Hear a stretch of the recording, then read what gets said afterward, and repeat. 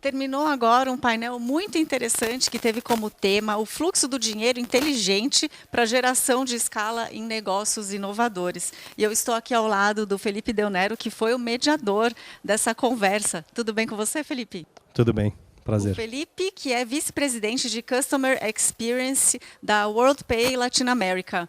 Bom, primeiro eu gostaria que você falasse um pouquinho sobre o seu trabalho, sobre a empresa. Obrigado, Mafê. Obrigado pelo convite. Bom, a WorldPay é um player global de pagamentos.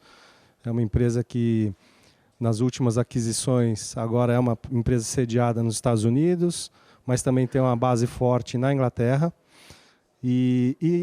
Entrou no Brasil há cerca de 5 anos, especificamente na América Latina, começando no Brasil, Argentina, México, Chile e Colômbia. Nós somos uma grande plataforma de integração de pagamentos no mundo inteiro. Então, resumidamente, né, a gente processa pagamentos com cartões, isso é bem clássico no mundo inteiro, porém tem também os pagamentos alternativos em cada um dos seus segmentos. Então, existem mercados onde o cartão não é muito aceito por questões culturais e a gente integra todos esses meios de pagamento para o varejo, companhias aéreas, empresas digitais, puramente digitais, como empresas de games. Nos mercados que são permitidos os jogos como gambling, né? Apostas, na Inglaterra principalmente, que domina-se, né? Os players estão bastante concentrados, a gente também processa esse tipo de pagamento. Os pagamentos, assim, essas transações internacionais, antes eram mais complicadas e hoje está muito facilitada, né, Felipe? E ainda vai facilitar mais, porque existe uma tendência do que nós já observamos atualmente no Pix, aqui no Brasil. Né, o Pix, pagamento instantâneo, pessoa a pessoa, custo muito baixo, né, para a rede de aceitação. Para quem gera esse pagamento, nem custo gera, não tem. Revolucionou, né? Exatamente. E essa revolução continua numa rede que está se integrando no mundo inteiro. Então, cada mercado começou a desenvolver o seu Pix-like, né, sua solução de pagamento instantâneo, e há uma tendência de que essas redes se integrem para resolver uma transferência, por exemplo, que hoje é feita via Swift Code, que demora dias, né, e isso passar a ser resolvido na mesma forma que um cartão hoje é processado, questão de segundos.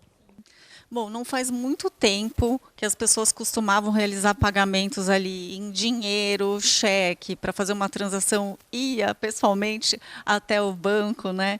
Então, eu gostaria que você falasse um pouquinho sobre essa evolução aí dos meios de pagamento. Aí tem história, né? A gente tem que voltar, talvez, na época do Plano Real, 94, quando, principalmente falando do Brasil, né? Quando a moeda estabilizou, aí as empresas começaram, os bancos, né, poder conceder crédito e também os consumidores comprarem esse crédito sem o risco de uma inflação de 70% ao mês, por exemplo. Né? Então, o mercado, a economia estabilizada permitiu, desde 94, o avanço da tecnologia. Então, primeiro a moeda se estabilizou, e aí começaram investimentos inúmeros dos principais players brasileiros, os bancos brasileiros, transformando o que era papel em transações digitais. Então, eu, por algum fator aí de sorte, do caminho dos meus estudos, eu caí em 96 nesse mercado. Eu comecei a trabalhar na implementação de tecnologias em varejo, em shoppings.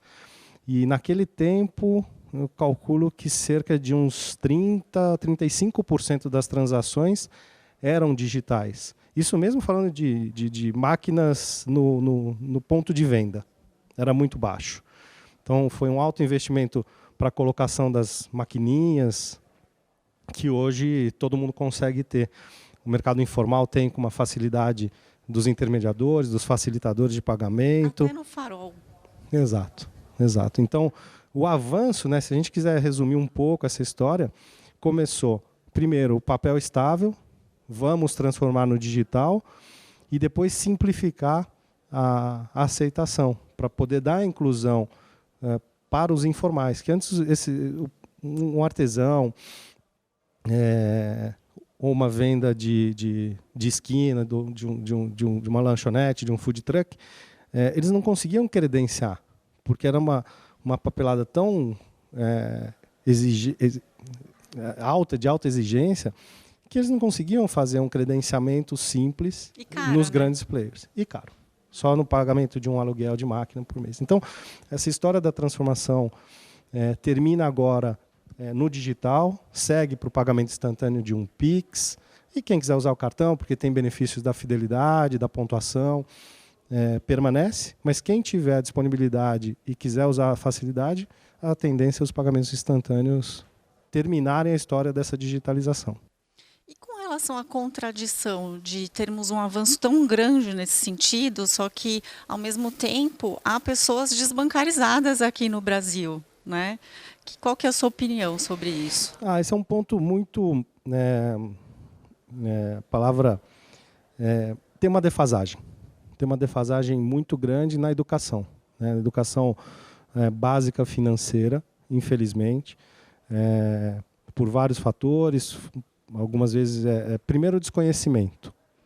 Em outros momentos colocou-se que o risco era a fraude financeira.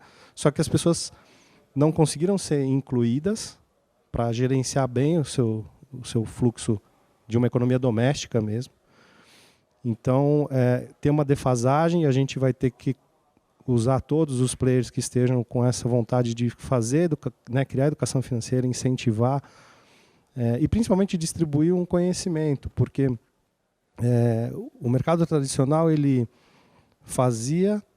permitia as transações, mas ele não ensinava a cuidar da economia, né? Então as pessoas continuam com níveis de inadimplência altos, porque entram num fator meio bola de neve quando se endividam, né? Não conseguem ainda sair, porque não entendem juros, não entendem a forma de sair de um endividamento, por exemplo. E aí desiste e acaba ficando ali no informal mesmo, né? Exatamente. Muito bem. Então, você acha que esse é um dos desafios que temos aí ir para frente? E também já aproveito o gancho para você dar uma visão aí de futuro dos meios de pagamento. Tá legal. Acho que esse foi o grande benefício do painel hoje. O benefício de mostrar para o público que as plataformas que vieram, né, os palestrantes que apresentaram durante o painel, conseguiram demonstrar um nível de inovação, de tecnologia já pronta para analisar os dados de um consumidor, de um cliente e promover uma educação, uma inclusão maior. É lógico que o primeiro passo ainda falta, que é conseguir colocar o desbancarizado dentro, né, de uma capacidade de compra e de uma recorrência de compra, né. Assim que a gente consegue colocar, as plataformas estão prontas para introduzir elementos de educação financeira e melhor gerenciar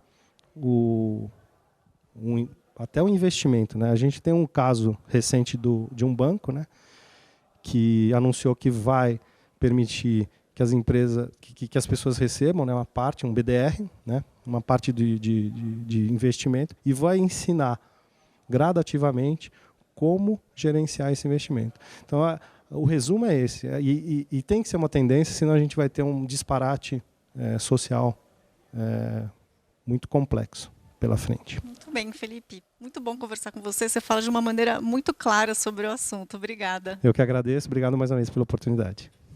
Até a próxima entrevista.